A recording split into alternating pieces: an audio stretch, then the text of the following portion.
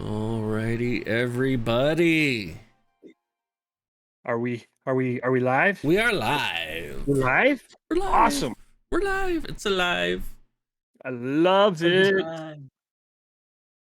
All right. Let's see here. I just did my boom. That's what I just did. Oh yeah. Thank you, Tragic Goblin, for the resub. There That's fantastic. we go.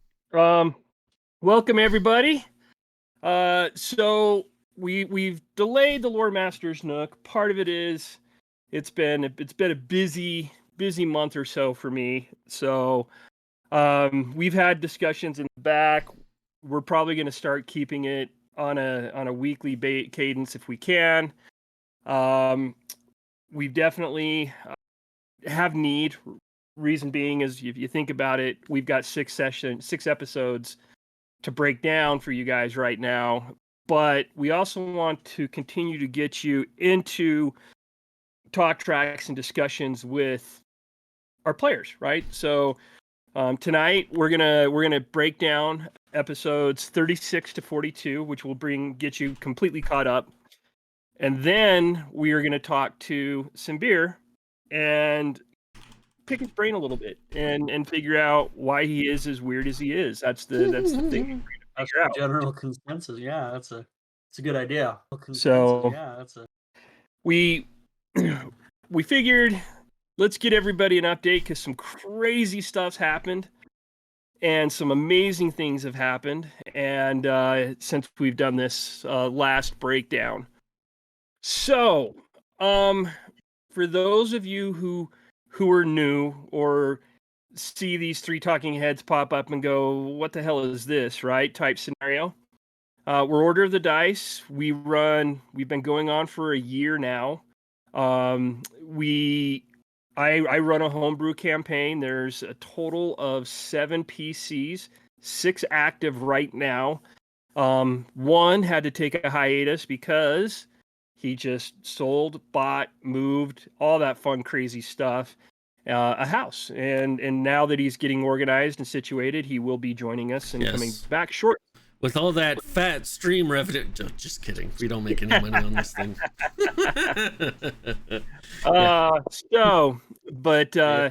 That's what we do. It's my own world. I've broken it out in discussions in the past. So I'm going to encourage you to, when you have a chance, I don't want you to leave the stream tonight, but when you have a chance, click on the YouTube link that we have. Head on over to our YouTube channel, and there is a playlist called Lore Masters Nook. You can get a breakdown and a synopsis on everything that we do with the Lore Masters Nook, and it's 3-4. It's basically a total of 3 sessions that we did, 2 hours each, roughly, and it gives you a quick rundown and get you caught up to speed. This one will be the last 6 episodes that'll get you there. If you want to, you can watch each session individually. Those sessions are about 2 to 3 hours long. And as you notice, we were on episode 42. And this Thursday will be episode 43. That's the other thing. We run Thursday nights from right around between 8 and 8:30 p.m. Mountain Time until 10:30, 11 Mountain Time. Everybody on here we're local. Most of us are local. We've got 2 that are out of state. But it allows us to play in game. We're parents. We have families. This allows us to stay home, not separate ourselves, and have drive time and all that other stuff. And believe it or not, we've been pretty consistent. We've had a few misses on a couple of weeks, but it's been a pretty consistent drive for a year. I mean, we're on episode 43 coming up, which will be our official year date. It means we've missed 9 episodes, and you throw in the holidays like Christmas, New Year's, Thanksgiving, stuff like that, sick time. The reality is we probably missed a total of 5 sessions in that year that wasn't overran by holidays. So with that said, let's talk about episode 36. So the first thing I'm going to have you do is zoom into the center area of the map like we had before. Where, towards Wenwood or towards that Alien Abbey? Right? No, go right up. See where that right smack dab. Keep going straight. Just zoom in right there. Yep, in between Alien Abbey and if you see that river to the right of Alien Abbey. This one? No, to the right. Right, keep going. Right there. Yeah, zoom in on that. Yeah, you got a good 5-second delay going on. Okay, no worries. Yep. All right. So this, as we left the last episode, we had a battle that took place with you guys. You wiped out a couple of clerics, Miro clerics. Got into a big old battle, and we talked about squishiness and all that other fun stuff. Obelisk. Nenny decided to climb that obelisk, fell 80 feet, but as a monk, he was able to not I remember that. In that. So that was the end of episode 35. Episode 36, you guys did a long rest, sat outside, coordinated, going, okay, we've got some buildings we need to explore, explored the buildings, found a secret door, and then went down into a underground area. Oh, yes. This is like the beginning before we got to the underwater. Correct. So these are the underground ruins. Where the ruins, yeah. So as you guys get down there, you start looking at things and start doing your, hey, we're going to move carefully. Because I'm a sneaky bastard, and you guys have learned that I will hit you out of nowhere with something. So, as you start and progressing through these underground... now I remember. Oh, poor Nenny. Yep. Sorry. So, no, this is my favorite part, because as you guys start going and doing things, you're listening at doors and coming up to stuff, and you guys get to two doors that are parallel. To the north. Yeah, to the north. Yeah, they're parallel. There's a hallway, and there's door number 1 leading north, and door number 2 leading north. And so you guys, do you remember this, Simbir? Yeah. And your assumptions are, hey, they're going to lead to the same area. So you guys stack your tanks up on one door. You stack Nenny and Theron and Simbir. It was Nenny and Theron on one door. Simbir and Xavian sits back. Nenny, being the crazy guy he is, what's up, Mary Myrtle? Yeah. He goes, hey guys, let's go on 3. And he quickly goes, 1, 2, 3, go. And I was covering the door down the hall in case there was reinforcements. So I wasn't at that first door. No tank at the first door. You were at the one to the right of that first door. Can I just say, Yep. It was this episode that I realized that Nenny was not a tank. I, up until this point, thought, oh, Monk. Oh, he's probably got a high AC and some weird dodge mechanics. He'll be fine. Yeah. I mean, he has the weird dodge mechanics. But yeah. His AC is poo-poo. Well, I didn't realize. So then he goes, 1, 2, 3, go, and he barges into a room. And Kyrus didn't open his door. So then he barges into the room with 1, 2, 3, 4, 5, 6 hulking brutes. Initiatives rolled immediately. And everything happens.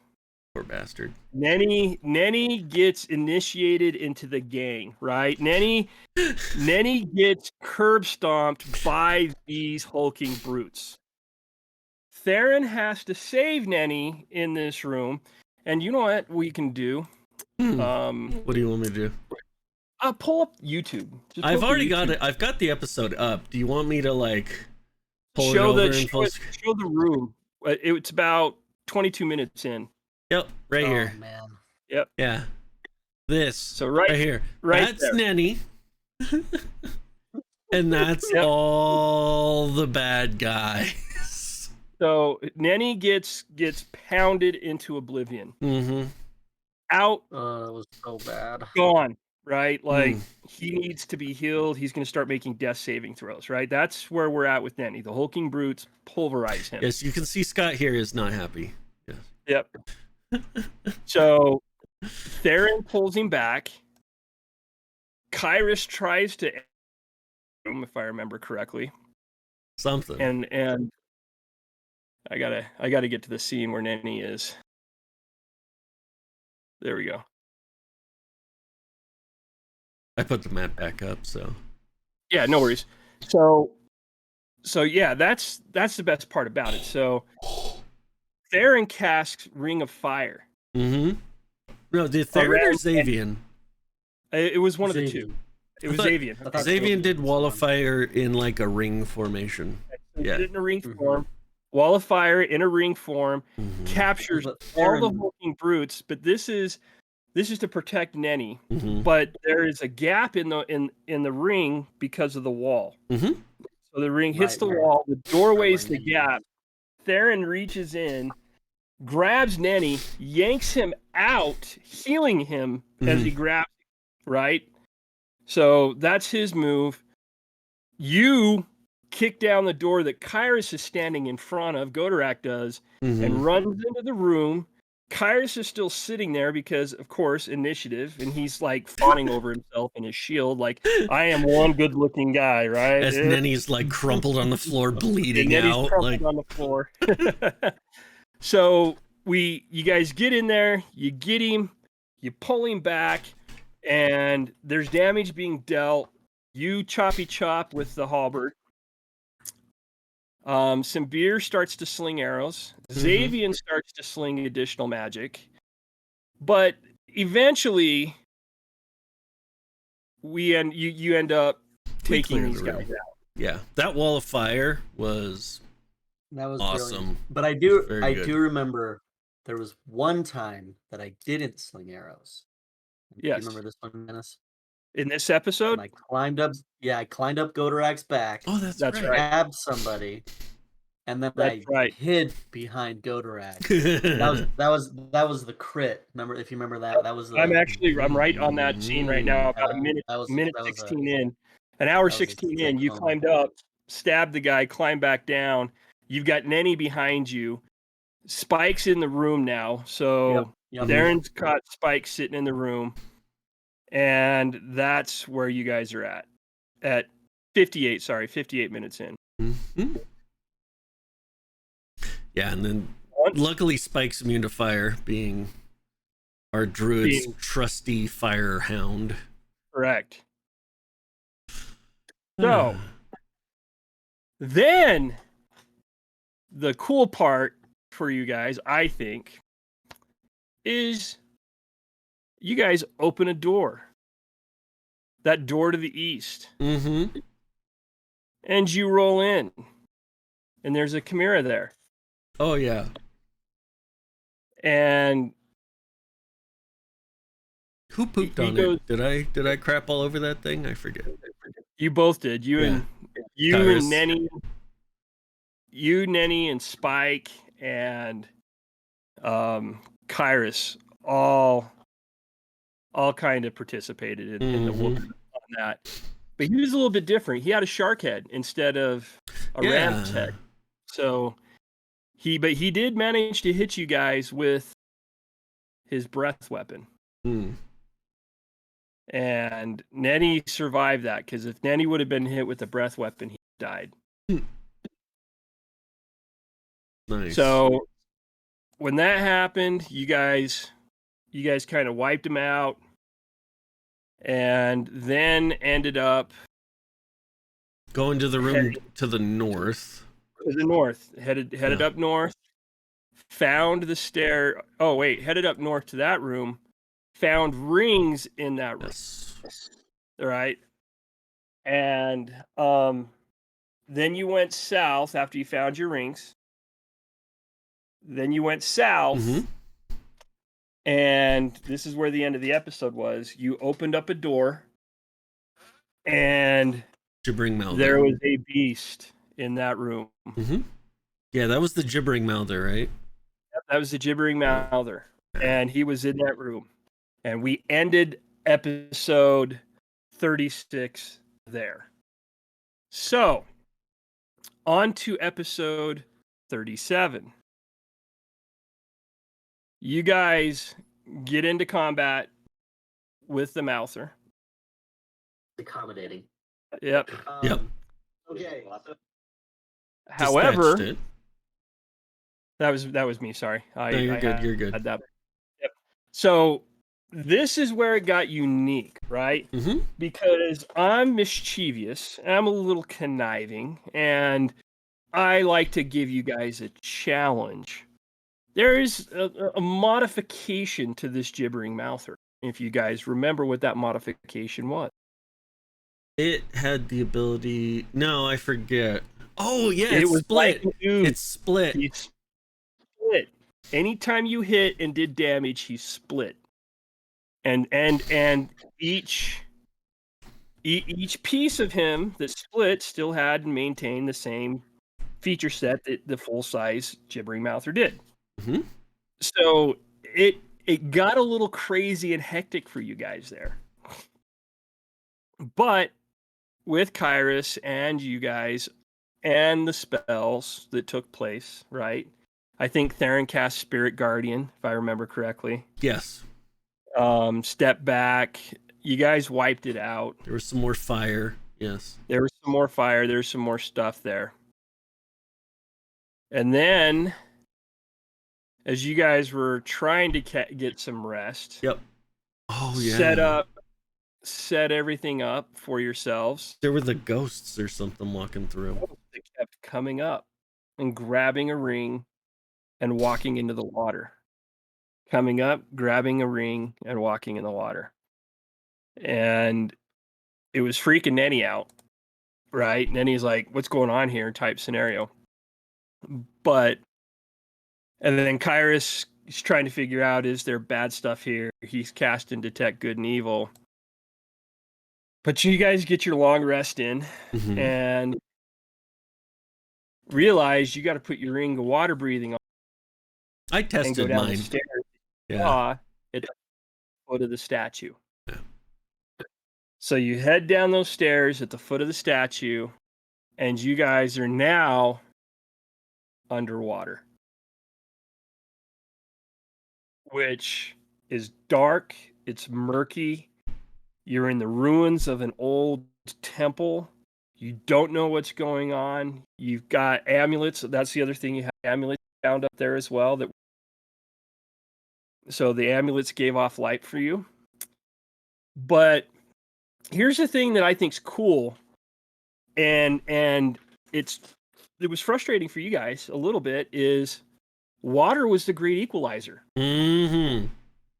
So again, fighting underwater, everything's at disadvantage. You're attacking at disadvantage unless you use a dagger or you shoot a bow, right? Or a crossbow or that aspect. Or trident, I think was one of them. Trident, right? Trident was another thing. So it was a great equalizer in combat when you guys were underwater. I always wondered why Kyrus wasn't using that trident more. Oh, he was trying to use Hyperion's sword. Yeah, I get awesome. it, but the trident. Yeah. So you guys end up fighting swimming into a room and end up fighting an aberrant shark. Like giant aberrant shark. And you guys get into combat with him. Dispatching pretty quickly. I think he does hit one of you guys. I forget if he did or didn't. Is that the one that Xavier charms? It's the one of the... No, that wasn't it yet. Okay. Or did he try to charm it? He tried. I think there was a couple he got. It didn't work as well as he wanted it to, I think. Correct. So, yeah, I think he might have done it a couple times, lost concentration on one of them. Yeah, this one he did it. He failed. He attempted, and the shark made its saving throw. Yeah. That's right. So then we had shark fin soup. Yep. And then as you progress more into this area, you guys fight more sharks, more Miros, right? Mhm. That Mhm. battle still took place. You found some things that were down here as well, Mhm. but you still remember that you've got to go Yeah. down. Was Right. pretty much it. Just like fighting sharks and marrows and stuff like Yep. that. It was a pretty straightforward combat-oriented episode. Correct. Yeah. Yep. We went combat on this one for like 4 weeks straight, 4 sessions straight, like combat. Actually, I'd say 5 sessions, and that's so you guys finish that up. That's the end of episode 37. Mm-hmm. And then into 38, you guys eventually end up finding what you need to go back. Yeah, what did we end up doing in the end? I'm trying to look here. So, Oh, that's right. We went downstairs. So you end up going downstairs, and as you go downstairs, you guys roll into a pinch point, right? Yes. The stairways come down. It's a pinch point. You're in the lead. Yep. And you see hulking brutes, Yep. shoals, more Miros, like big old coral, and you guys start the battle there. Mm-hmm. And here's the cool part about this battle is, and this is the episode I think where I lost connectivity. Is Oh, it? yeah. Yep. So we start the battle, and we're, gosh, I'd say the last 15 minutes, you guys were I wasn't there. I lost connectivity. So in the middle of the battle, we lose connectivity and end episode 38. Now go to episode 39 and pull this up, because I want the world to witness your beauty in our life. Oh, yes. So here, let me get to a spot. Yep. I'm just pulling it up to a random. But basically, yes. Yes, this was live at Scott's house. And live session. We went to Nenny's house. We had us all there, almost all. Nick was supposed to, Xavier was supposed to travel on up and visit. Doing great, KS strong. So, what's up? So Nick was still down in his home. We had myself, Godorak, Darren, Nenny, some beer, and Kairos all together, live session. It was very beautiful. Very, very beautiful session. It was probably one of our it was our cleanest live session so far, right? We're getting perfection here. We're starting to get it tuned up. Nenny's house is perfect house. It's very solid. The one thing I need to figure out is a camera for me. Yeah. Well, we got the green screens going finally we got them going properly on this one. I think with next episode too, what I want to do is I want to actually take Nick and I want to superimpose. I want like Theron and I sitting close together, and I want to just superimpose Nick. Like if he can get a green screen for himself, I just want to superimpose him over, like so he's like sitting next to us almost. You know what I mean? I think that would just, and then have the board or something like that down here. I think that would be kind of like the final iteration of it. So I'm saying Caleb's a little echoey. Echoey? Yep. Oh shoot. Yep, he's saying you're a little echoey. So in this episode though, we're playing live, and and I'm gonna tag. I'll always pitch him. Theron has his own 3D mini business, High Table Games. Search it, find it. It's on Etsy. I always request minis for our live sessions, knowing who the big bad evil guys are, the different things that we're going to do. And so I tasked him with creating the minis for the BBEGs here. We have in this screenshot, in this video shot that you have in the upper right-hand corner is the aboleth. You've got 2 large Miros. Upper left-hand corner, underneath me, that guy right there. There we go. So here's where we're at. I'm thinking, man, this is gonna be an awesome fight. It's gonna be forever. We're gonna play the entire session right here, and it's gonna take us the rest of the night, right? I was pretty jazzed for this, pretty excited, did a lot of research, brought in the Mirkoth, added the extra Murkos. I'm wanted to make this tough. What was this thing called? A Mirkoth. Ah, okay, yeah. Yep. So first things first, Xavian tries to polymorph the dang Mirkoth and trying to drown him. That doesn't work because the Mirkoth counterspells him. Then you get Kyrus. This pisses me off more than ever. One-shots the aboleth. Yes. One-shots that aboleth. Boom, done, gone. And I'm sitting there going, the hell am I going to do? How's this battle going to...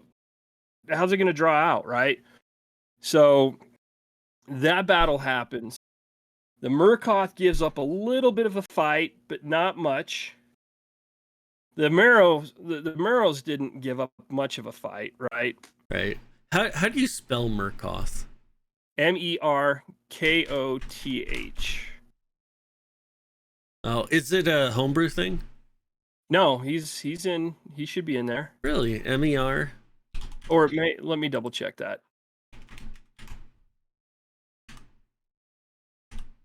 Let me go to my encounter builder. It's stored there.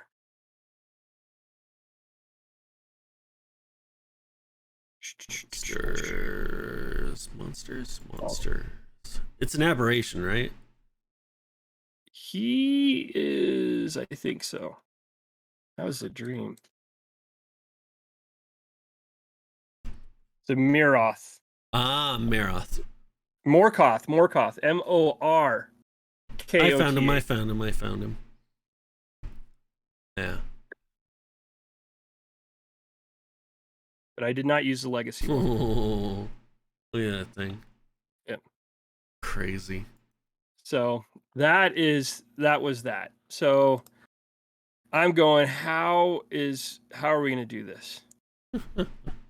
So this is where you guys get inside my mind a little, right? This is a little bit about me.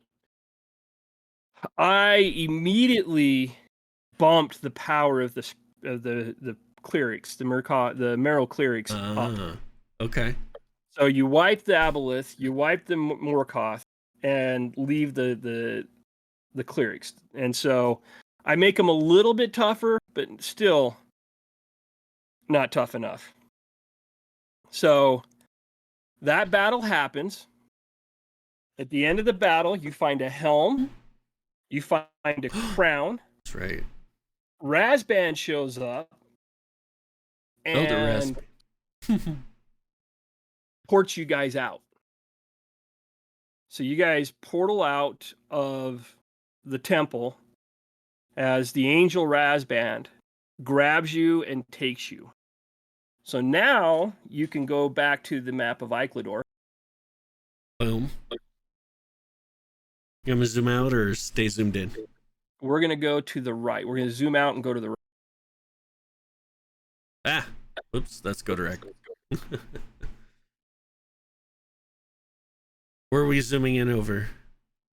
See that lake smack dab in the middle? Yeah. Next to Somerset? Scroll right into that area. All right, cool. Right on top of that lake. Nice.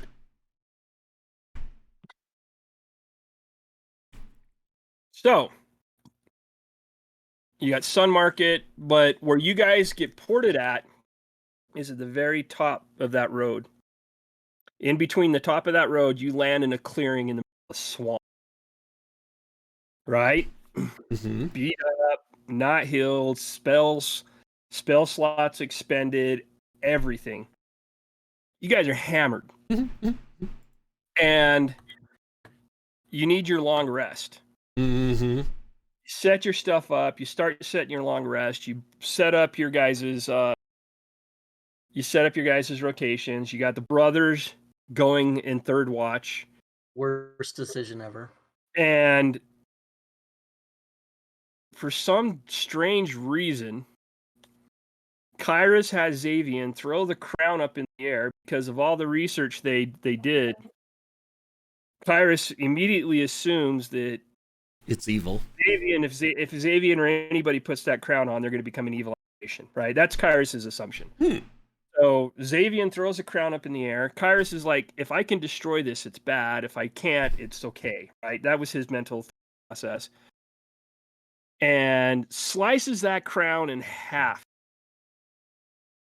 exploding it, doing 40 points of damage to each of you. Yeah, it hurt. Right? Yeah, we woke up. We woke up.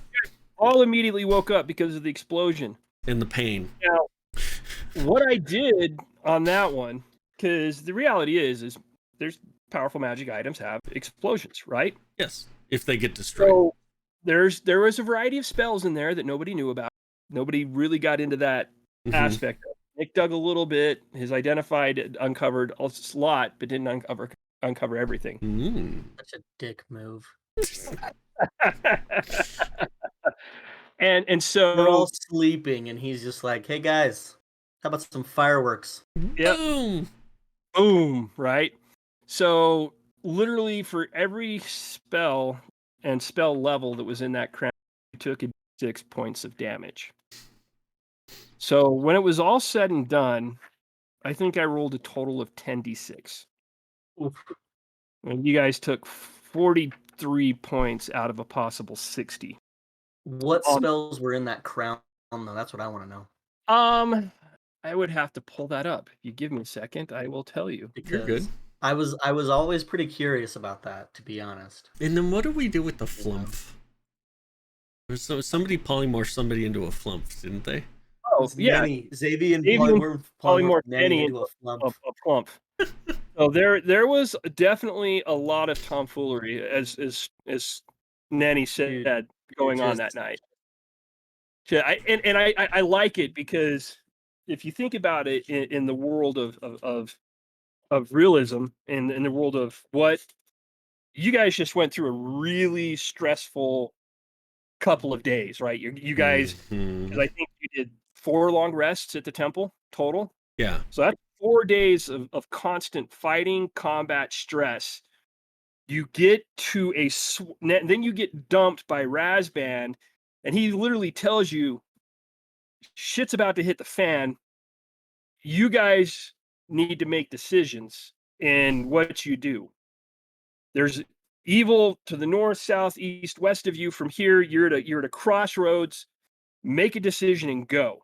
And everybody just kind of went, damn it. And this was the stress reliever night, right? All your characters are going, all right, it's time to relieve stress type scenario. So that's where I sat back. This was a night for me to sit back and laugh because of everything you guys were doing. I didn't have to do much as far as a DM to guide you, other than what were you guys doing? Where was the decision? I painted the pictures. You guys made a decision, and you decided to head south. To Sun Market, basically? No, towards Sun Market, but you don't get to Sun Market, right? So, but I'm trying to pull that. Do you remember why we decided to go south? Because that's where the village was that you guys saw. You saw civilization south. All right. You saw Burning Mountain to the Theron morphed into an east. eagle. That's right. Remember? Morphed. You saw oceans. So he was like our eye in the sky. That's right. So the crown had Charm Person, Color Spray, Command, Detect Thoughts, Hold Person, and Hypnotic Pattern in it. Ooh. But you got to understand, there's 5 charges of Hypnotic Pattern. So there's 5 Hypnotic Pattern spells in there. There was 3 each of Detect Thoughts and Hold Person. And then there was 1 of Charm Person, Color Spray, and Command. And the crown had 7 charges. That's a lot of enchantment. Correct. And those charges regain D6 plus 1 every dawn. And you can spend the charges to cast the spells. All the saving throws for the spells were to DC 14. So, pretty decent question, right? But here's the disadvantage, and this is what Xavier knew. Xavier didn't share everything with Kyrus, but this is what Xavier knew. The minute you put on the crown, your creature type becomes an aberration. Good. Then you can breathe underwater. You gain swim speed equal to your normal speed, and then all your wisdom saving throws are at a disadvantage.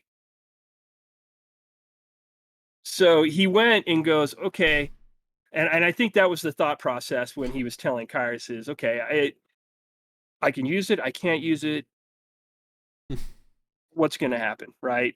I got cool stuff with it, but I go this way. I start to become an alien, right? Type scenario. So, and it was called the Crown of the Deep. So that was it cursed? Like, could he have taken it off? Yeah, you could have. It's not. Okay. It's just an attunement, right? Once you attune it to you, and it's not when you put it on. It's when you attune it. Is when you gain it. So that's awesome. So that's where it came. So on this, on episode 40, you guys all do that, and it was 2 hours of tomfoolery.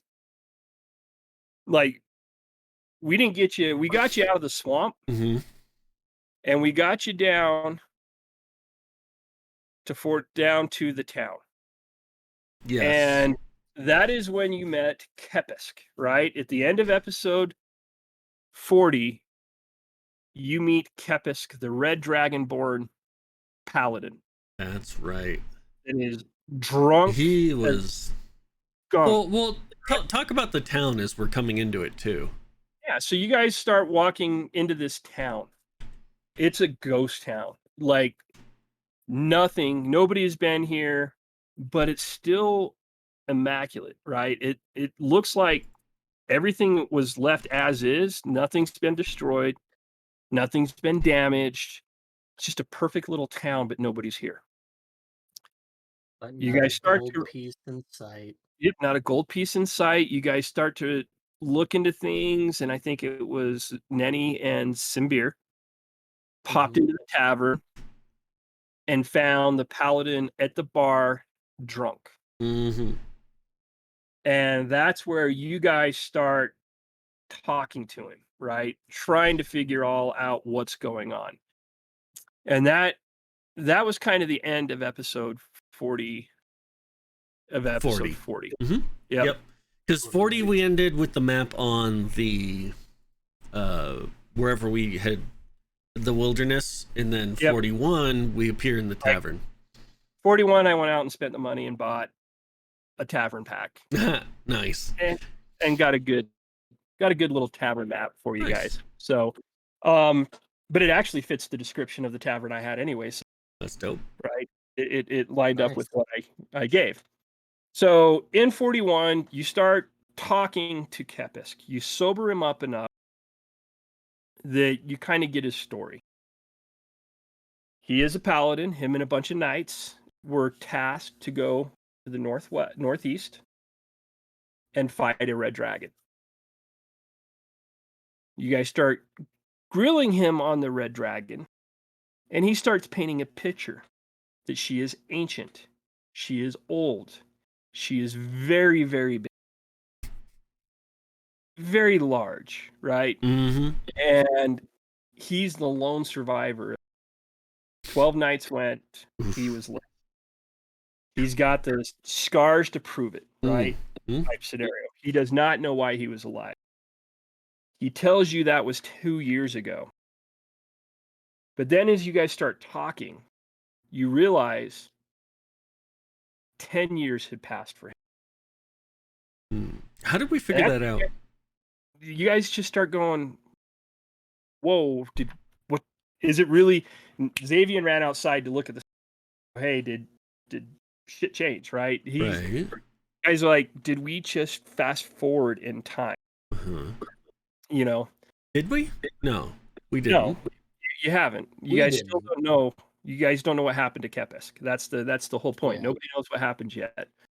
But in the middle of all this, a blocked rift appears in the middle of the tavern. And Godorak's past is there staring at him. But behind Godorak's past is Galley. Getting beat. Has been beat.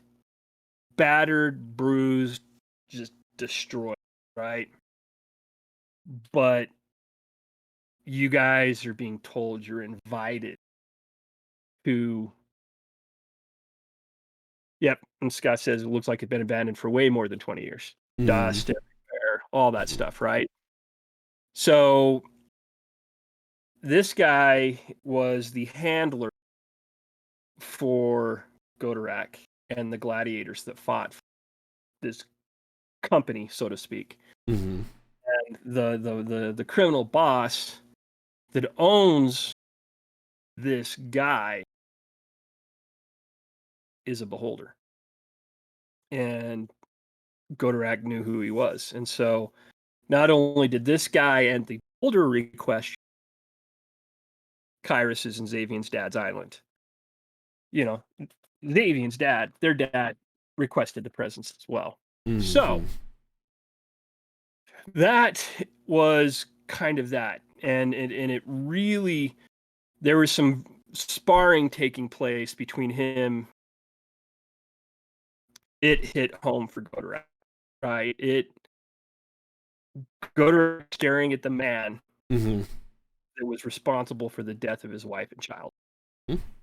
Right? And then basically enslaved me into the arenas.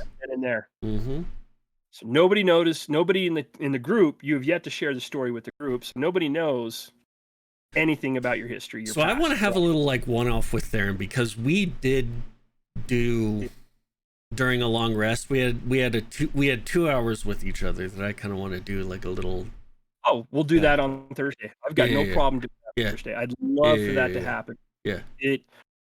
When you get Theron into a situation like that, I think that's when Dave blossoms. Right? When you get him talking or asking questions, and there's different things where he just kind of opens up. So I'm completely fine with cool. Love to see that take place on Thursday. Cool. That'd be awesome. And then you guys explore the town. Nettie and Sabir didn't Nick, like, we found the door to the basement? Did we explore the town first, or did we do the door? Dimension doored in. Nick finds a door. So Xavian finds a door. Well, technically we found a door. Me and Nenny found the door. We tried to knock it down. Then we thought fireball it. Let's get Xavian to fireball this ish. Not what he did. That is right. So he doesn't. He goes up and goes, because for those who don't know, the door itself was cemented up, like bricked, cemented. For some reason, this was blocked. It's sealed. No, it was like done masonry. Just nobody was getting through. Xavian dimension doors and pops into the basement. And he immediately looks around, and these floating pumpkin head guys come right at him and attack him. Like, there's no about it. He gets attacked. He casts shield to save himself, and then he misty steps the hell out of there. Yep. And he's like, don't go down there, right? There's beholder spawn down there. He's telling you don't go down there. So everybody does their thing. You guys go around town. Nenny and Simbir find the mayor's house. Nenny covered with blood. Comes back, tells you guys you rest. You go back to look at the mayor's house. What was that last part? The rug was no longer covered in blood. It was clean. So what happened, right? That scenario. And Kepis goes a little crazy. You guys get there, in bed. All these things are happening. You guys saw a figure down, Simbir saw a figure while they were outside. Slender, long arms, long legs, short, squat body, weird head. And just, it took off. It looked at you. So you guys go through all of that, have the discussions. It comes down to one decision. Well, not one decision. You had 4 decisions, right? Mm-hmm. Do we go after the dragon? No. Do we head west, Mm-hmm. find a port, and head over to the island to fight a war? Right? Do we deal with the things here? Mm-hmm. And there was another choice. I got to remember now. Well, we gotta, smash the pumpkins. Well, that was do we deal with things here? Smash the pumpkin. Yep, we had to go fight Billy Well, Corgan. wasn't it the ghost? Wasn't it the ghost? The other, Yeah, it was The slender thing. Go find him. Yeah. To fight. So everybody votes to go downstairs. Mm-hmm. Athena Gaming says, "Night, Dad." Oh, night, sweetie. Night. Love you. Which then brings us to catching us on the last episode, which is episode 42. So, crazy episode. this is one of my favorite combats that we've had. So, episode 42 has the Kyrus digs a hole with his magic. Cantrip just keeps digging a hole outside the tavern basement. Mm-hmm. Bypasses the doorway and digs a hole and drops in. Blows a hole in the wall or something, right? Or digs the hole in the wall. They drop in. Mm-hmm. Creatures are there. A little bit more than what Nick saw, right? A little bit more than what Nick saw. Yeah. One or two, Dennis. They had some power, right? And so I've been following the concept here. You guys will eventually catch on, but the bad guys come floating in. They've got beady eyes, rows of jagged teeth, kind of a gold dot in their forehead, right? They hammered Godorak and Nenny and tempted Kyrus with fear and got them frightened, right? Yep. Hit them right. We were all making attacks with disadvantage. It was not fun. And they had high ACs. Their AC was like 18 or 19, wasn't it? 17. Okay, yeah.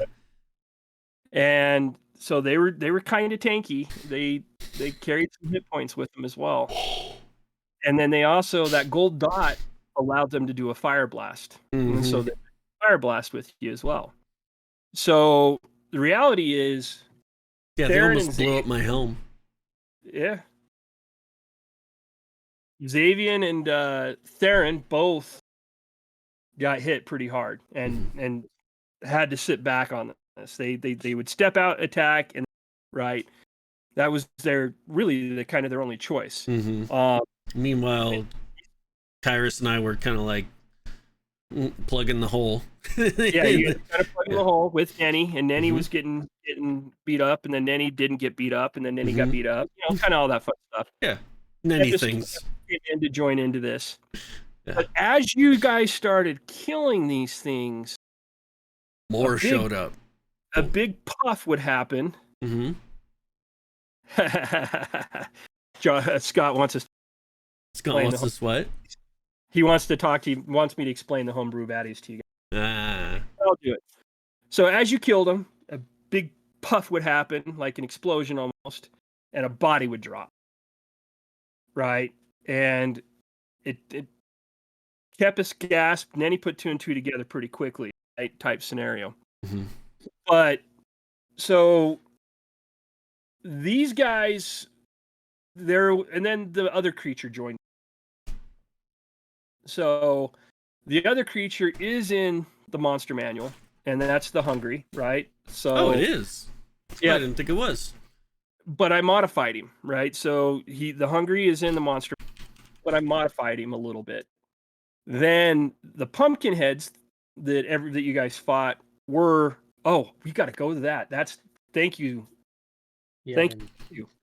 So vision time. Before I even go and describe the homebrew creatures, we're going to talk about Nenny's vision, because it got a reaction out of everybody, right? It got a reaction out of everybody with Nenny's vision.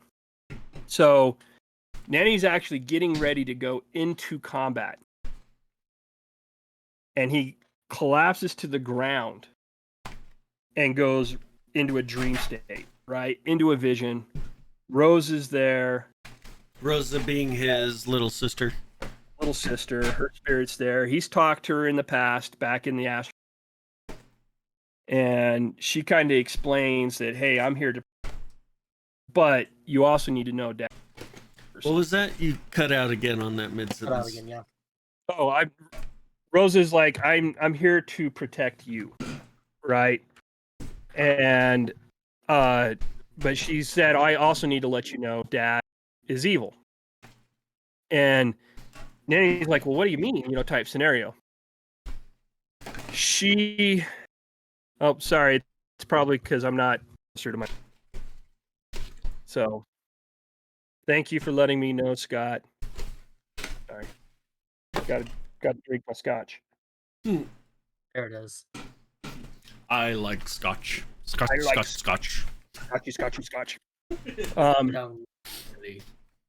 But so Nanny goes with Rosa. She takes him back to their farm, and it's a vision that he's seeing of her dad and her and their mother fighting over the fact that Rosa is to marry Crassius. Now, for those that don't know, back in early, like 4th or 5th episode, Crassius he's after Nenny. We did a lore. Did we do Nenny's lore master Nook? Yeah. We did. Yeah. So Crassius is hunting Nenny. He is, think of a halfling monster, right? That's what Crassius is. Now, I built some lores. I'm writing a book, and I helped tie in some stuff for choose it or not for the character. I like the concept that he is also brother of Bimbart, who is the monk that trained Nenny. Crassius is? No, Bimbart is. So Crassius is Bimbart's brother. Yeah, that's what. Yeah. Yep. And so Bimbart received the tattoo from their father, which is the tattoo of power, that can only be transferred from teacher to student. And Crassius wants it because it's his family right. Nenny has it. But there are things that come with that tattoo throughout his life that's going to slowly put him into places. So going back to the vision, we know Crassius is evil, is hunting Nenny, but Crassius is also the reason Nenny ended up killing his brother because of the attack farm. So Nenny has killed his brother. His sister's dead, which we then find out why she's dead is she tried to flee and their father choked her inside the house. Right? I thought Nenny accidentally killed her. No, Nenny killed his brother. Nenny killed his brother. Oh, accidentally. Yeah. Okay. So that's what drove Nenny crazy. This is compounding Nenny's craziness, right? So now Nenny just finds out that my sister's dead at the hands of my father. So Nenny's now going, I need to help Xavian. I got to kill my dad. I avenge my... And there's all Nenny's trying to deal with right now, right? So that is... And Nenny was trying to... And... Make sure you're talking directly into your mic, because I don't know why, but it's cutting out. You'll hear it in the replay. Give me a second, because let me pop this up.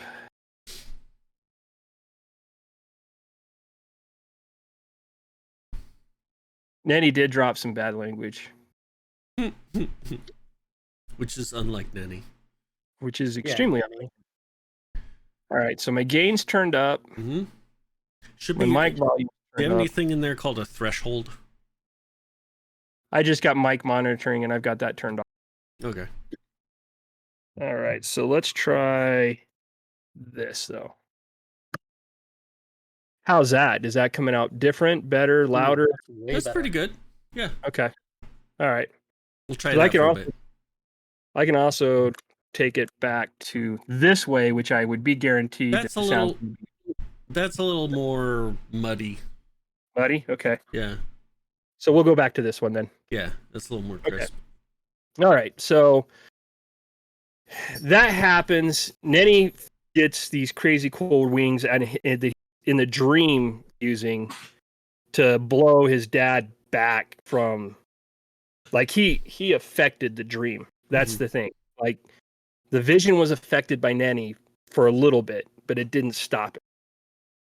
Then, as Nenny comes out of it and shakes it off and gets back into combat, he's about to get hit. And these wings, big old dragon wings, ghostly dragon wings, comes off his back. Oh, they were dragon wings. Okay. And protects him.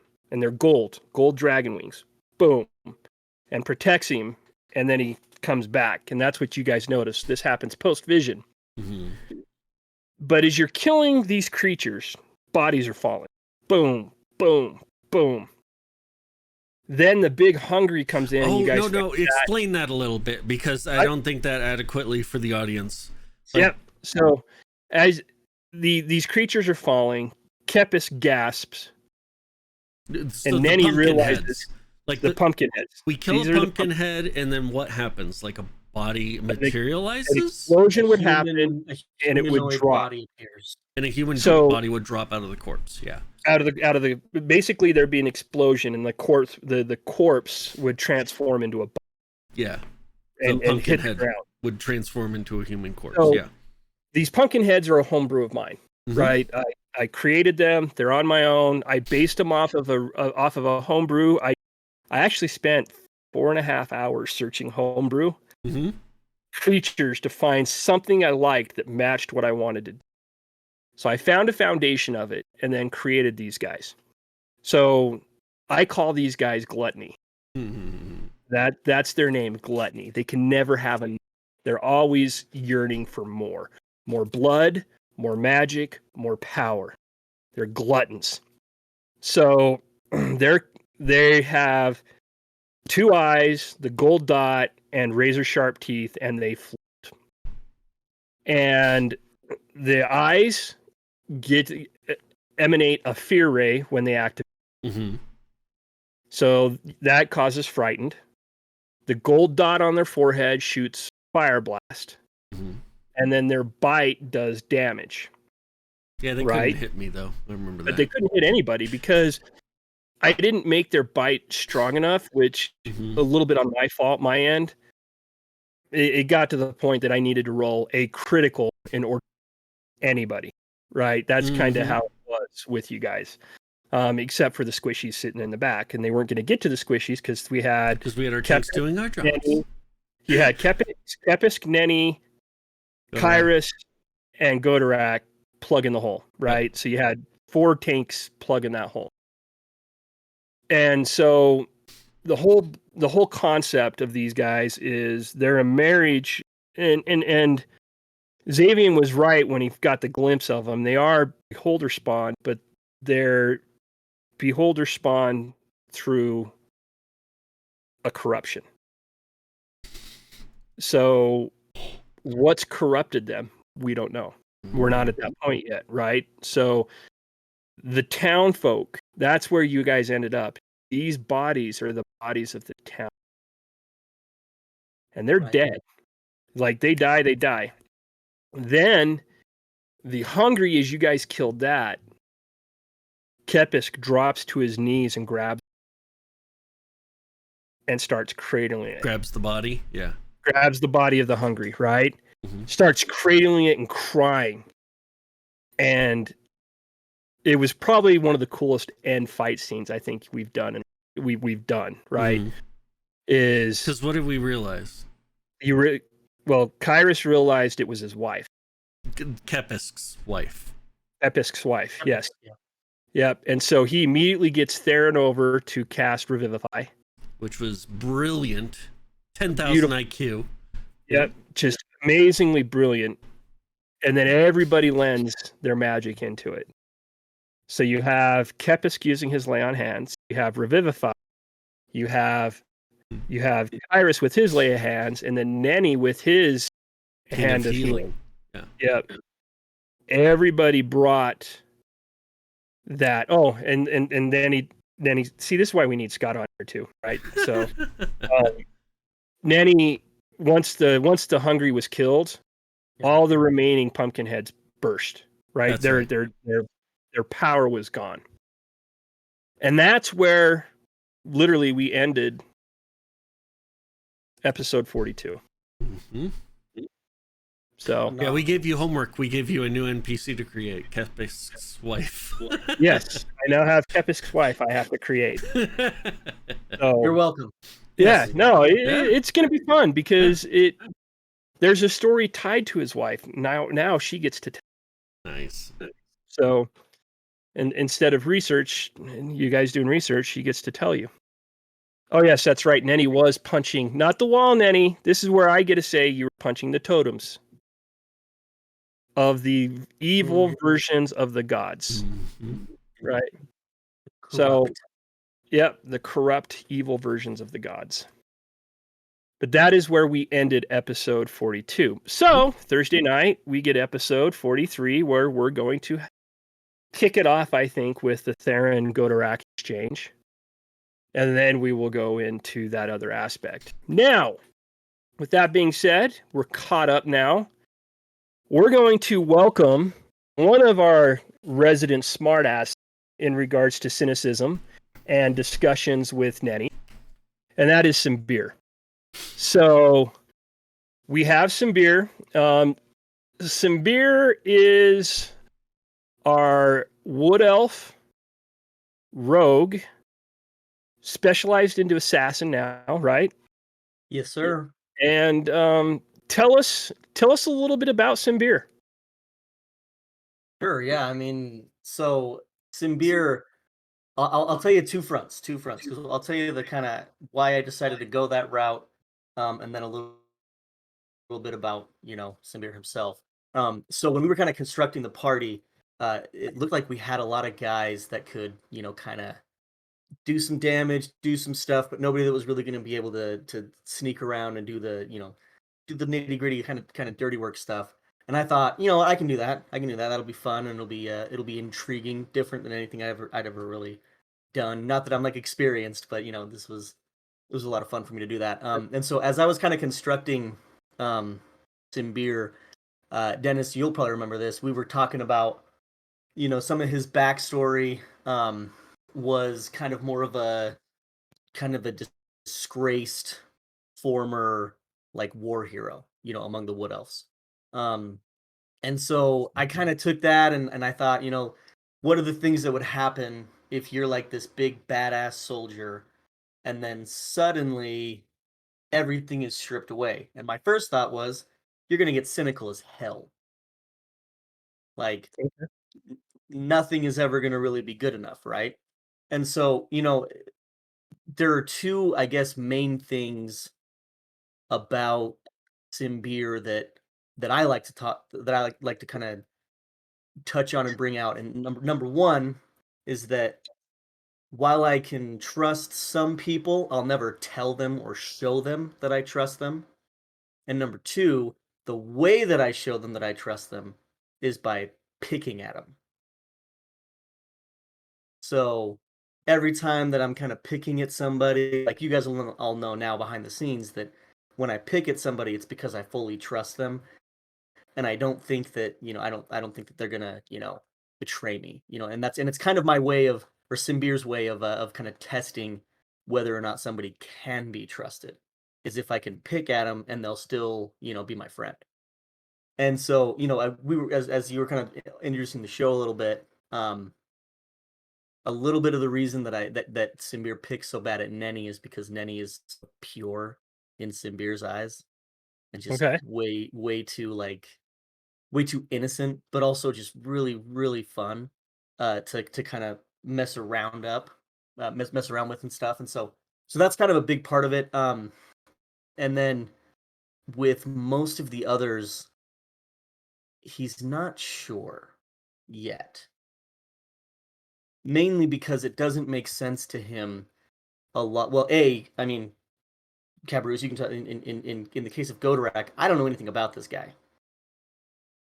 You know, can't hear you. Godorak has kept a lot of that to himself on purpose. Yeah, that's why I want to do a lot of some more with Theron this coming week. That's gonna be fun. Well, and that's kind of a funny thing too, because like it's, you know, Symbir doesn't talk a lot about you know, himself. Well, because how did you come into the party? Because I got rescued out of that dump or whatever. Yeah. I mean, like most of the people came into the party just responding to that like reward, and you know, in the very beginning. That's right. We were all just kind of there. Yeah. Right. But one of the big things, and like the reason, so Symbir's personal reasons for wanting to do that and wanting to get a reward is revenge. Ultimately, Symbir is on a quest for revenge, and I'll get into that in a little bit, but kind of getting back to you know the feelings towards most of the party. So you know with Godorak, Symbir respects the hell out of him as a warrior, but he doesn't know if he's like ready to be trusted. You know what I mean? On his side, yeah. For Galley, no trust at all. And the main reason he doesn't trust him is because lightning Nenny doesn't trust him. Yes. Because Nenny doesn't trust him. And Symbir, it's funny, but because Nenny in Symbir's eyes is just so like pure and innocent and childlike, even though he's really not. Yeah. You know, but because Symbir has that perception, his whole thing is, okay, if Nenny doesn't like this guy, I don't like this guy.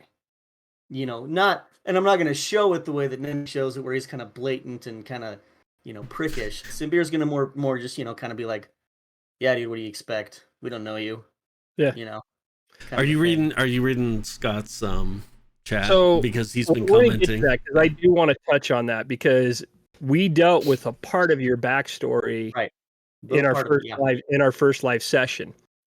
But would you say, and I'm going to tell you as a DM, when I saw the growth of relationship between your two characters happen, and that happened. Oh my god! And I want you to explain why, because the reality behind it is you two made it happen, but I don't think it was I don't think it was planned, and that's the cool part about it. So I saw the mesh happen in the astral plane, right? In the astral plane, and so what went through your head, or what? Even before that, like when they were okay before, but the astral plane was a massive shift in how they interacted with each other. Because can I say one thing before we jump on the astral plane? You and I, Dennis, always love talking about the episode where Symbir's got his got his hands up here, and he's like, I killed him. Oh yeah, because that So there was a connection there. That was post astral plane. Was it post? That was post astral plane. Oh, my bad. That was so astral plane was early on. Yeah, the astral plane is, in my eyes, where your guys' relationship went from. It truly became. If I'm going to show my age, in the late '80s, there's a TV show called Bosom Buddies, right? Yep. And it was Tom Hanks and his buddy, and they were best friends, and it's when you guys became that, right? And so my thought process is, or my question is, why there, right? Why did you make a decision yourself of Symbir is going to be this way with? You know, that's a good question. There's a couple of, there's a few reasons why. Number one, it was kind of forced. Like we were in a place with no one else, and it was kind of like, I guess, more of a relationship forged out of desperation in a lot of ways, at least from Simbir's perspective. Because again, like, you know, I mean, we're floating through space, we're doing all this crazy shit constantly. You know, there's a dragon, there's, you know, all of this just, and it was like the astral plane. The thing about the astral plane, I think, was that it was one of the times in Simbir's life, and when I get to the backstory a little bit, this will make a little more sense, where he felt like he had no control over the situation.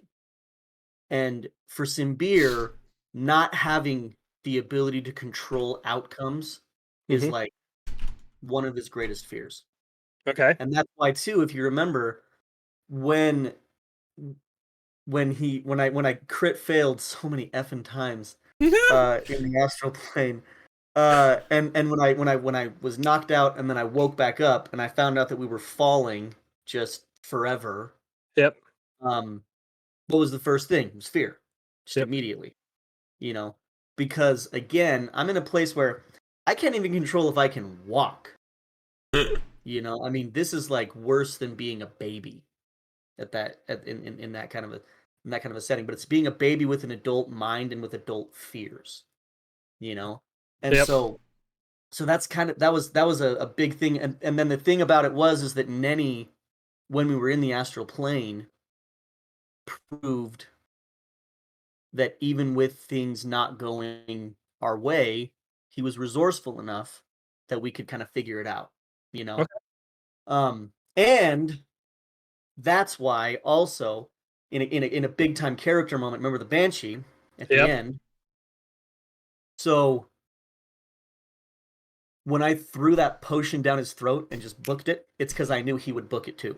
I knew he'd come with me, you know? And so it was kind of one of those, like, that was a little bit of like Simbir doing like a reverse trust fall kind of thing. But seriously, it was a moment where, you know, I was kind of showing him ultimate trust in his thinker, you know, in what he was doing with his mind. But not just that, like, I mean, all the camaraderie and the conversations that we had, you know, while we were in the astral plane, the arm wrestle, which was, you know, according to Nenny, you know, it's the astral plane, it doesn't count, you know. Yep. According to Simbir, it's the astral plane, it counts more, and so, you know, it's kind of one of those, you know. But again, it's one of those things where I can throw those barbs. Okay. So I think that was the big thing there, and like I think that's why, you know, ultimately, I mean, you look at two so vastly different characters. Yep. You know, in Nenny and Simbir, it's kind of that it really turned into kind of an odd couple situation. Correct. You know, because like with Kyrus and Nenny, it kind of feels natural. Mm-hmm. You know, but that's kind of the other thing too, is that like with Simbir, even with, you know, Theron being another wood elf, there's not really a lot of like desire to be as connected to most of the people in the party. And once again, so getting back to my earlier point, it's the trust, you know, because again, like, so going down through it, like Theron, I trust a little bit more because again, he's a wood elf. So there's a little bit of that kind of like, you know, racial component, I guess you could say, where it's like, okay, we know where the other one is from, so I know what his reactions are going to be. I can trust that if I do this, he'll do that. Or if this situation arises, he's likely to react in this way, right? And so there's a little bit more trust with Theron. And that's another thing too, is like Theron's kind of a character too that Simbir and I mean Godorek's the same way apparently, but I'll kind of confide in him some of the like deeper thoughts, you know, and some of the more, you know. Who's that? Theron or Theron? Yeah, because he's a wood elf. Theron is becoming the spiritual center of the party. He's becoming the therapist. Yes. Oh, oh, very nice. Very nice. Very nice. I actually do believe that, because for him, Razband was his therapist, right? Mm-hmm. Getting his tattoos from Razband was Theron's therapist. Mm-hmm. He doesn't have that anymore. but he's starting to become the father figure for Nenny, right? Mm-hmm. He's doing a lot that way for everybody except for Kyrus. Yeah. But I again, it's the wolf pack. He kind of looks at you as all as part of the pack, and he kind of figures he's the leader of the pack, so he's going to be that mother, the alpha. Call it the alpha female male, you know, he however you want to call it that way. Which I love. Now, well, because it's funny because there's two characters with like holy classes, right? Yeah. We don't have a cleric, so it's Kyrus the paladin, and then we've got the druid. And of the two, I mean, who you gonna go to for for deep, well, soul searching? And I can get into Kyrus in a second as well, let's do that, because I want you, once we get through your trust with the characters, Nanny did bring it up, and I want to dive into that as your back. Yep, absolutely happy to do that, and that's actually a big reason why the trust is kind of a big thing for him as well. And that'll be a major theme for Simbir pretty much to the end of the campaign is trust. And so for Kyrus, one of the big things to start out, absolutely zero trust. Just being point blank honest.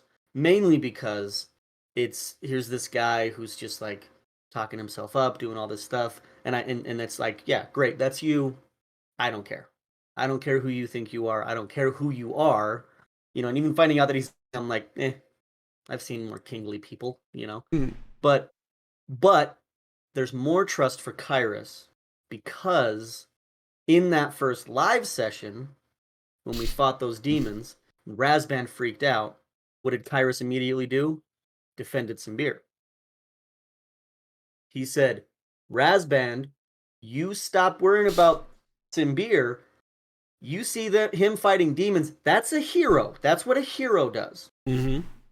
And that was like a big, like, goddamn right it is. And that was a big kind of moment for Simbir to build a little bit more of that trust. And that's where once again, like, whenever they get to those bars, he's always like, all right, man, Kyrus, we got to find you a lady. We got to find you a drink. Let's get you set up. And that's a little interesting, too, because Godorak is losing trust in Simbir. As he should. Because, like, of the whole Baelor thing, when Simbir just turned tail and ran, that was, like, kind of like a, okay, I get it, you can be afraid. You can do your thing. We'll get into that. You can do your stealthy thing in the back, but just keep shooting, man. At least, like, We'll get into that. Yeah. We'll get into that. Yeah. There's a big reason for it. There's a big reason for it. But, cool. But and the Baelor, by the way, is a big source of Simbir's fear. So we'll talk about why. But anyway, so then rounding it out, like Xavian, Simbir's halfway there. Xavian, mainly because again he's got the ties to Kyrus, and so it's like, all right. But I'll tell you what, that gnome, there was no trust there. Oh, if that gnome hadn't have died, Simbir probably would have tried to kill him. Just being honest. Because A, gnome, B, bard, and C, it's one of those things where, if he doesn't add immediate value to like what Simbir's trying to do, then he's not gonna really care. But anyway, so that's kind of the trust thing, and that really is kind of a key motivating factor, for Simbir and for who Simbir is, which is ironic again, because Simbir in the elf armies was like this big spy assassin, kind of guy who just kind of snuck around and did his thing, but was still a part of a unit. And that's the thing, is that Simbir comes from that more militaristic background, where if you're going to work together, there has to be that trust, And I'll tell you, so talking about the Baelor thing, that moment is one that Simbir does feel like super bad about in a lot of ways, because again, he's the one who breached the trust. And so that's one of the things that now as a point of honor, from that point on, Simbir is basically kind of taking it upon himself to say, "Nah, we're not gonna let that happen again." But now, let's get into why that happened, because that is actually a pretty big portion, of what's kind of going on. So, Dennis, I sent you the whole story, but I'll kind of just give a brief breakdown, because obviously I don't want to be, reading off this. I sent Dennis this this big long, description, but essentially, one quick second though before you get started. Yeah. So, just we've got some people on here that may not know kind of how everything started out, right? So everybody except for Godorak ended up in a port town called Edelhill, and they ended up tasked trying to find work to survive and do something. And one of the lords hired the group, basically said, if you're interested, come here. And that's where everybody kind of ended up. So everybody's backstories were tied to drive them to Edelhill. So everybody was fleeing something in their life, right? That's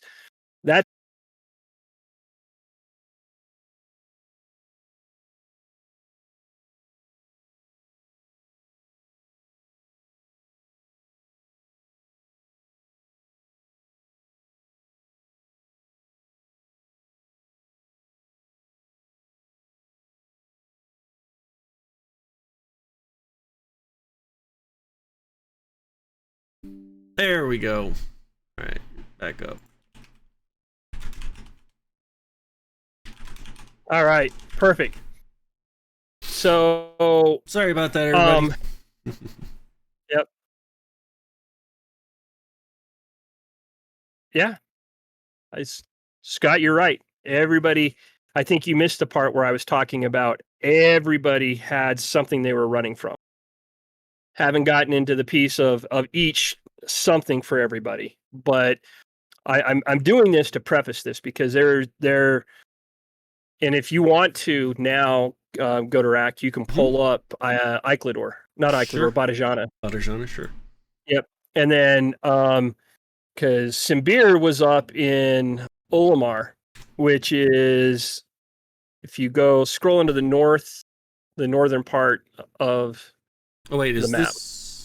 That's right where your mouse is at, is right where it's, scroll right into the top northern part there. That's the Olimane. It's Olimane Forest near Mount Zodiac.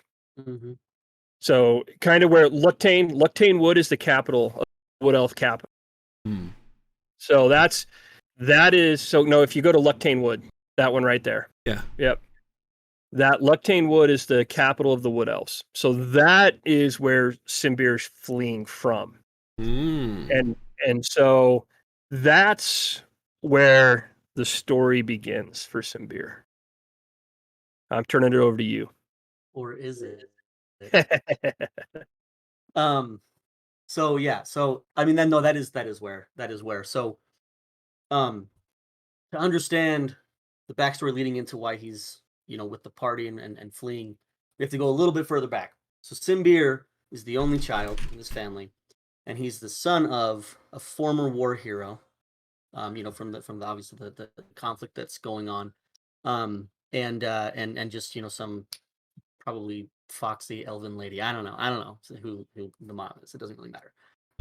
And basically, so his dad was this like decorated, hero who did all these amazing things, and Simbir, wanted to do the same thing. So growing up, he kind of developed a way of doing that. Now, the difference though is that his dad was more of like a frontline, like tough guy. Simbir was skinnier, smaller, kind of not able to do that, but he figured out that he was pretty quick.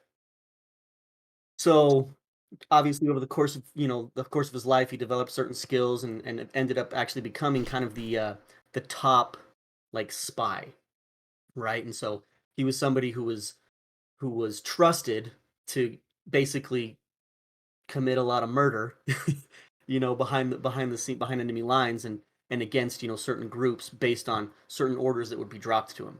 So leading into the reason why he's fleeing the capital city, he's coming back from a mission late, it's dark, whatever, all good, right?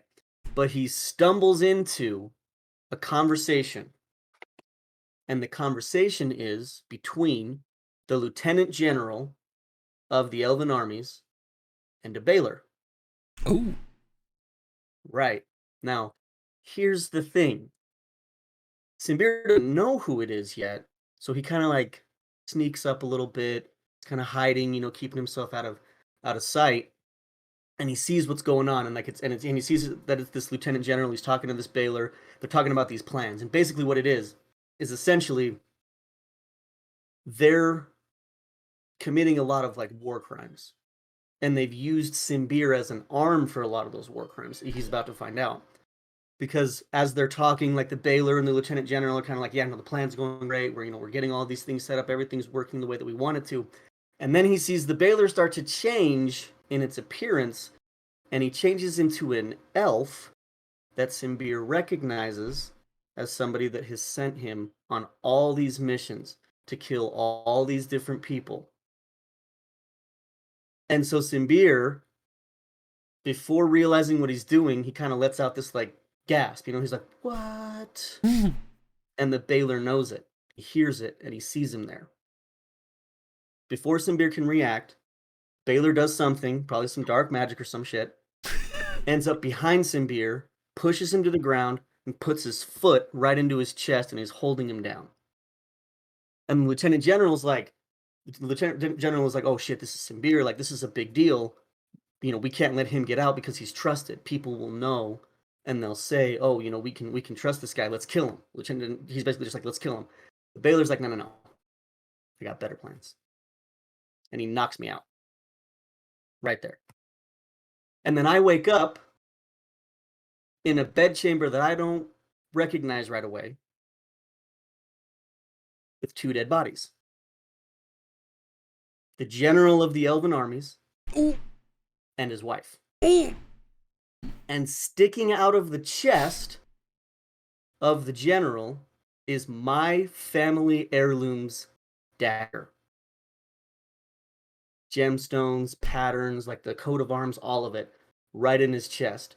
And I'm dazed, I'm confused, no idea what's going on, right? And so I'm just like, what the?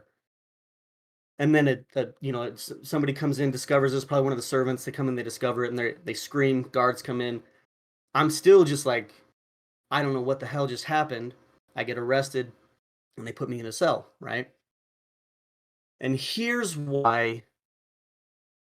Here's where the trust thing kind of comes in for Simbir. His parents come to visit him in the cell, and they disown him like that. Not only do they disown him, they ask him to drop the Willowlock name. And that is like a pain beyond measure for Simbir. And he refuses because he knows he's innocent. He didn't do this. There's no way he did this. And he's trying to figure out what it is, and he's trying to take some time to just piece it together. He tries to meditate on it, but every time he tries to meditate, his thoughts get cloudy. He gets this immense headache, and he pukes. And he's just like, what the hell's going on? And I can't figure this out. Anyway, so after his parents leave, and he's just kind of in this just really just massively depressed state, there's a prisoner in the cell next to him that kind of starts haunting him a little bit. He's like, oh, I may be scum, but I'd never do that. I'd never kill our beloved general. I'd never do this, and let alone his wife. Geez, what kind of monster are you? And Simbir is basically, he gets pissed. He's like, you know what, dude?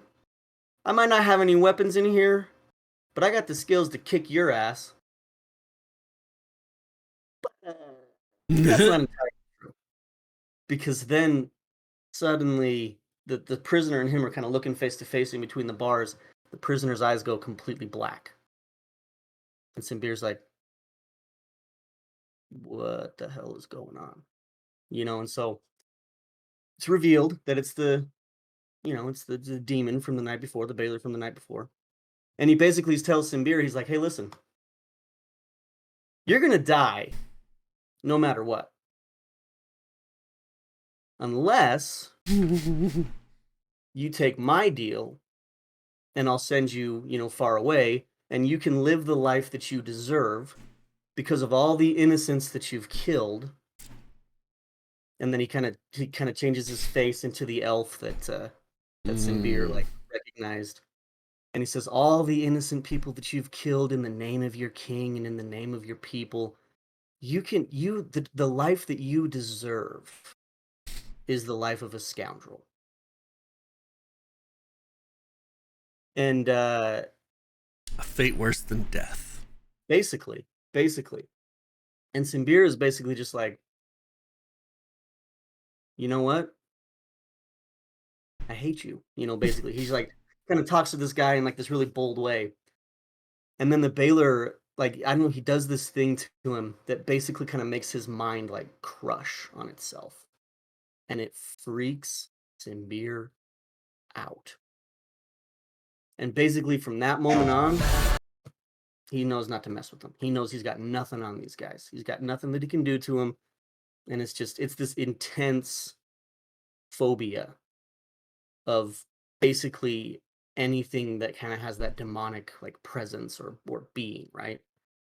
And so Simbir says, what's the deal? What's the deal that I can take then? What do you want from me? He's like, you leave, you be in exile. I'll have use for you later. And Simbir is basically just like, fine. And then he blacks out and he wakes up somewhere else, basically. Probably just like, somewhere on the outskirts of town. He's got no possessions. But the other thing is that like with all of his background and all of his skills, Baylor basically tells him like, you're not going to have any skills. I'm going to curse you from here on out. Nothing is ever going to go your way.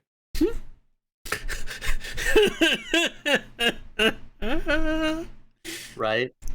Those roles. And so that's kind of Simbir's, at least that's my personal like, that's why his roles suck so much. And that's just my personal like, reasoning behind it, but like ultimately because of just an immense betrayal of trust there. That's kind of why like Simbir's motivation is, well, first of all, beyond the revenge, like the connection that he needs with everybody is that level of trust. You know what I mean? But I will say one thing that did kind of go in Godorak's favor is when he cut himself for that shark. Mm-hmm. That was a point. That was a point. That's right. I forgot about that.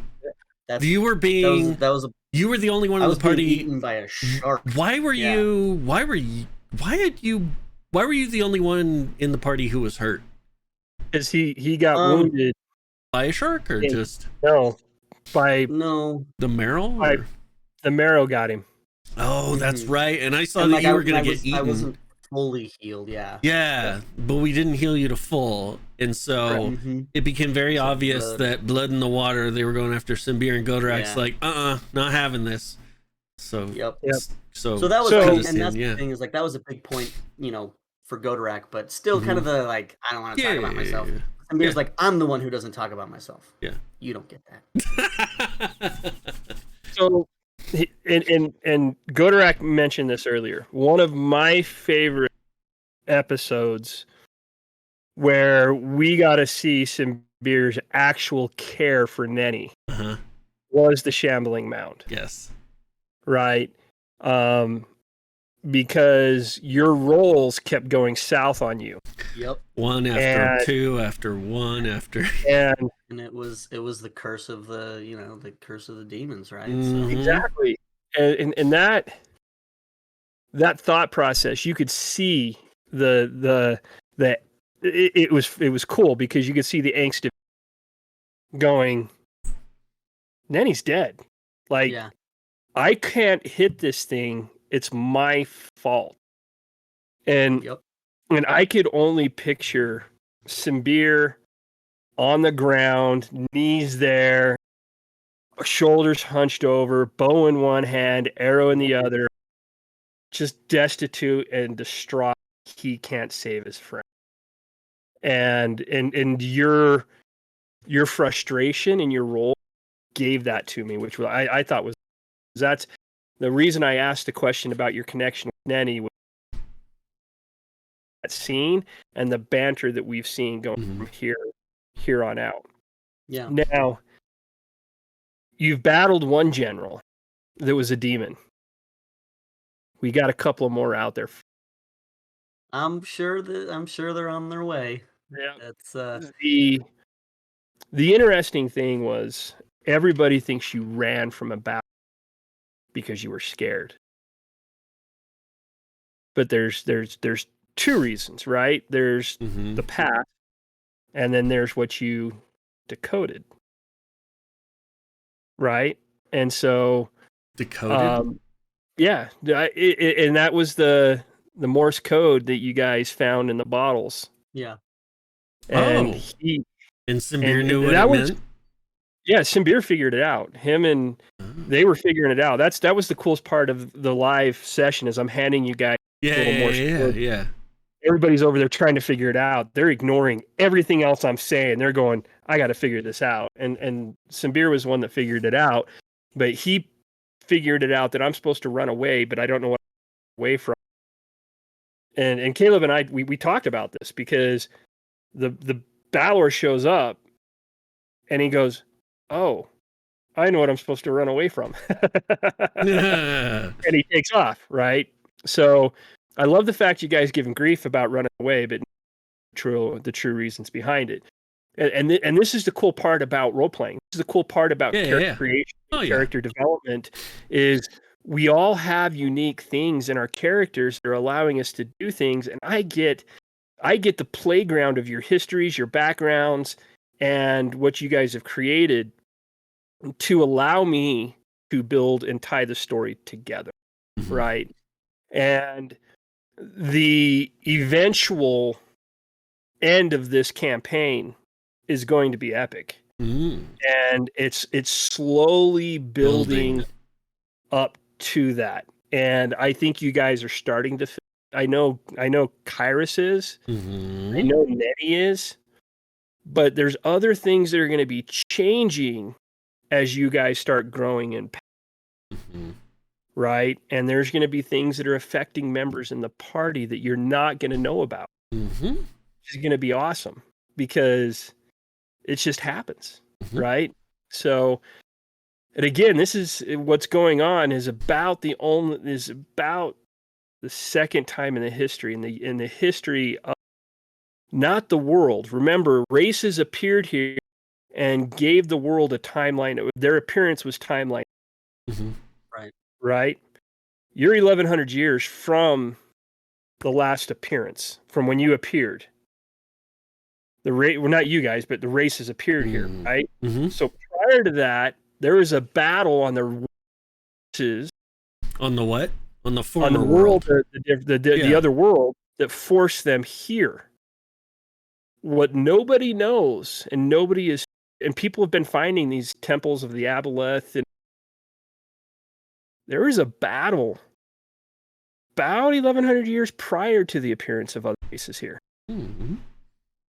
That is reflecting the battle that's taking place now. So it's what it's all starting to come to the head. Who's going to live and who's going to die? Because I can guarantee you now, there will not be 100% survival. And it's not me fudging dice roll, me doing anything else. It's just going to be luck. We've lost 2 party members so far, right? One was because he just gave up on life, right? That character just didn't fit. The first one was a legitimate hit, right? That was crazy. I did pull back a little bit last week. And it's because 2 more fire blasts, and I had enough fire blasts, but 2 more fire blasts from those creatures, Xavian and Theron, would no longer be here. Mm-hmm. And so it's too early to kill. Mm-hmm. Put it that way. It's too early to kill. But so I pulled him back a little bit. I also made him a little, and I didn't. Mm-hmm. I honestly thought Godorak and Kairos would have disbanded them faster. We had our fear disadvantage. That was part of the problem. It was. Disadvantage is, it's basically mathematically, it's like giving somebody a -4 to hit. Yeah, and it's the great evener. That's why I liked Underwater Combat. That's, again, if you go back to our other master about balance and talk about how I've got 2 tanks that are just tanky, meat shields, right? Yeah, and everybody else is squishy. Even Symbir squishy, right? Squishy. I've got a lot of squishies, but 2 guys that don't squish very easy. Right now, I've got 3 guys that don't squish very easy if you throw in Kepisk, right? Galley's going to be joining us. Kepisk might disappear. We don't know what's going to happen. We don't know where we're going. So that's the cool part. But we are an hour and a half into it. Time is up. Been an awesome night. These are one of my, I enjoy. I love talking about the story, and I love answering questions, and I love finding out character concepts and belief structures and why we pulled it out. So, for those that are still here, that are new, haven't watched, hit the YouTube channel, head over, get caught up. Every Lore Master session, bring you up to speed on it that we have. We're starting to break down character interviews and things like that. If you really want to see how we've grown as a channel, the other guys that are out there, everybody's got to start somewhere. I'm going to admit, our first sessions weren't the best, but we're getting better at what we're doing. Overlays looking amazing. I put in name tags this week. We're going to have name tags next week, or this Thursday, finally. This Thursday. So again, tune in Thursday nights, 8 to 8:30 Mountain Time, and we go until we're done, which is usually 10:30, 11 p.m. PM, by the way. So again, everybody, thank you for joining, and talk to you and see you on Thursday. See you guys. Roll well. Yeah.